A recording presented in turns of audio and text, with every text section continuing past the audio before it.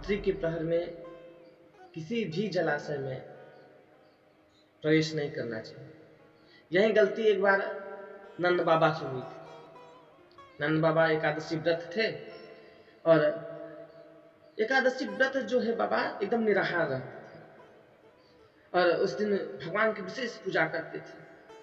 सहस्त्र तुलसी दल से भगवान का सहस्त्रार्चन करते थे, अर्चना करते थे, पूजा पाठ करके एकादशी का व्रत तो आनंद से किया। लेकिन 12 बजे रात को ही उनको भ्रम हो गया, ओहो अब तो भोर हो गया।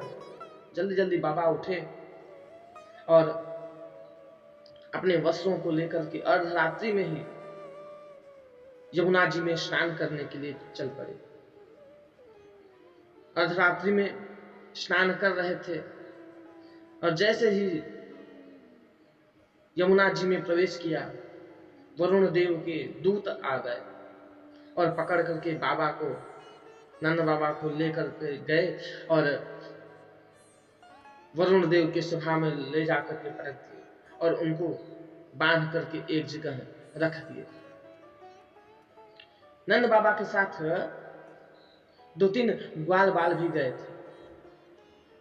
उन ग्वाल बालों ने दौड़ करके कन्हैया को बताया, भैया गजब है गयो, बाबा जलाशय में गए थे, यमुना जी में गए थे स्नान करने को और बड़ी देर हो गई, बाबा निकले ही नहीं अंदर से। कन्हैया आए और जैसे ही यमुना जी में प्रवेश किए और देखते हैं कि सिंहासन पर वरुण देव बैठे हैं। वरुण ने जैसे ही प्रभु का दर्शन किया, वरुण खड़े हो गए और कहते हैं, अद्य में नृभितो देहो देवार्थोधिगतः प्रभो तद पाद भाजो भगवन बाकु पाद मध्वना। हे प्रभु, हम देहधारियों के जीवन का तो आज पारावार नहीं रहा, हमारा जीवन धन्य हो गया। आपके पाद पद्म हमारे लोक में पधारे। कहिए प्रभु, अचानक से आपका पदार्पण कैसे यहाँ? भगवान बोले, वाह, मेरी महिमा गाते हो और मेरे ही पिताजी को बांध के रखिए। अब तो वरुण देव जी जैसे ही सुने, क्या ये हमारे प्रभु के पिताजी हैं? वरुण तो बेचारे एकदम से घबरा कर माफी मांगने लगे, क्षमा करना नाथ, हमसे अनजाने में ये भूल हो गई। हमारे इन मूर्खों ने आज बहुत भारी अपराध कर दिया, हमें तो क्षमा करिएगा। कहते हैं, अजानता माम के न मूढ़े ना कार्य वेदी ना आनी तो यम तो पिता तद भगवान छंतु मर्हसि। हमें माफ कर दीजिए, अपराध हो गया, अनजाने में भूल हुई है प्रभु, अनजाने की भूल को तो माफ कर सकते हो आप। प्रभु बोले, कोई बात नहीं, जो होना था वो तो हो गया, अब बाबा को तो मुक्त कर दो, अभी भी बांध के रखोगे? वरुण ने तुरंत बाबा को बंधन मुक्त किया और बार बार माफी मांगते हुए उनके चरणों में अपने सर को रखे। बाबा को लेकर के प्रभु बाहर आए। अब जैसे ही बाहर आए, वहां तो ब्रजवासियों का इकट्ठा हो गया, ब्रजवासी एक जगह इकट्ठा हो गए थे। बाबा, आप तो बड़े आज लंबी समाधि में लग गए थे, कहाँ चले गए थे? बाबा बोले, मत पूछो ब्रजवासी, आज तो गजब है गयो, हमें का खबर की का समय है गयो।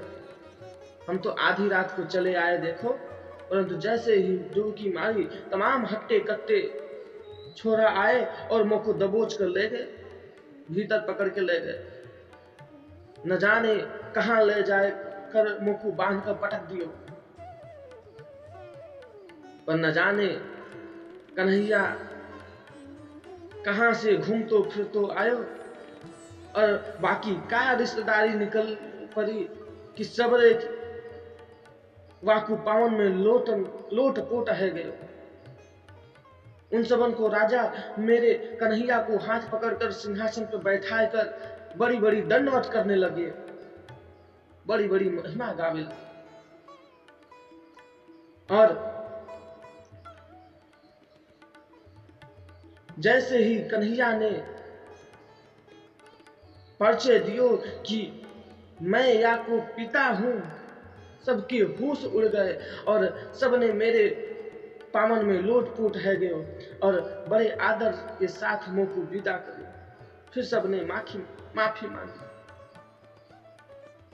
बाबा ने जैसे ही इतना बताया, बाल बालों में काना फुसी होने लगी। देखा भैया, अब तो पक्को विश्वास है गयो कि अपनो कन्हैया साक्षात भगवान है। भगवान बोले, काहे मेरे पीछे काहे हाथ मुंह धो के पड़ गए हो? अच्छा मान लो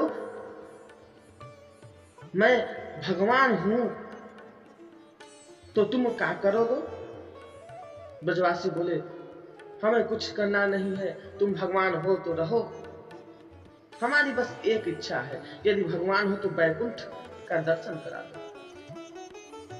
भगवान बोले कि आओ मेरे संग। सबन को लेकर के भगवान ब्रह्मकुंड आए और बोले, ब्रजवासियों, जो बैकुंठ चलवे चाहो वह या कुंड में डुबकी मारे। इतना सुनते ही सभी ग्वाल बाल उस ब्रह्म कुंड में डुबकी लगाए गए और जो डुबकी मारी,